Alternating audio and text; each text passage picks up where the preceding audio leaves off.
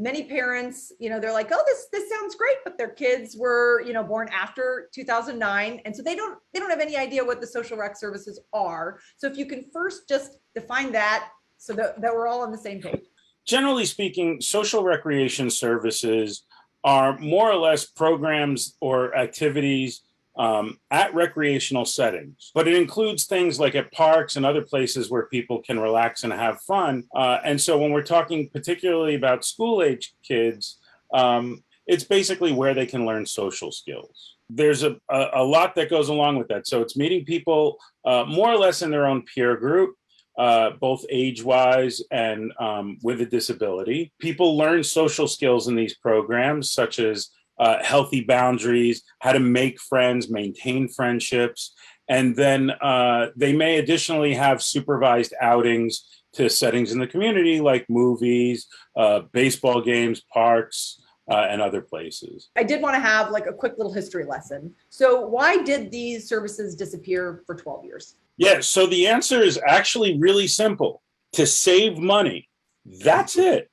So back around 2009, you all may remember the recession, or you may have read about it or heard about it. And the bottom line is that developmental disability system, DDS was tasked to save from their budget about 10% of the overall budget amount. And so consequently, some services were changed, but others were suspended. These services existed before, so social rec, camping, also includes educational services for school-age kids and non-medical therapies. So these things always used to exist, but it was I believe it was June of 2009, where the law took effect and basically indicated that those services could no longer be provided. This is, such exciting news, it would seem, and I know, I can speak for myself and lots of families. There's a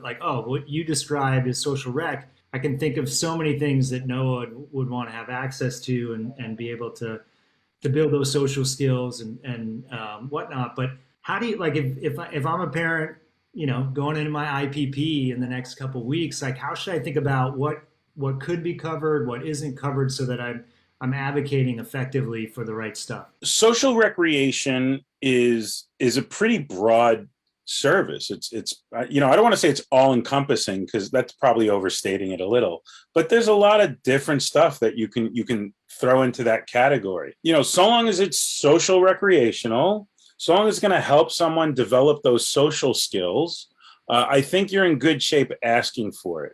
That said, one of the things that I think people may want to do is ensure that their IPP goals are very tight and require this service to be implemented in order to reach the goal. So for those of you who have school-age kids, or your children are adults and you've already done the school thing, you all know about the need to have very specific IEP goals with the school system. I think one of the things we've heard at many, many trainings is the goal has to support the service.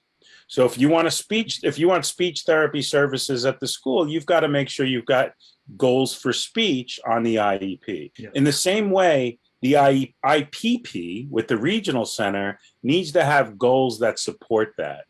I think many people are used to seeing very broad general goals on the IPP with regional center. And I think that we need to start getting more specific to better support the request for the service.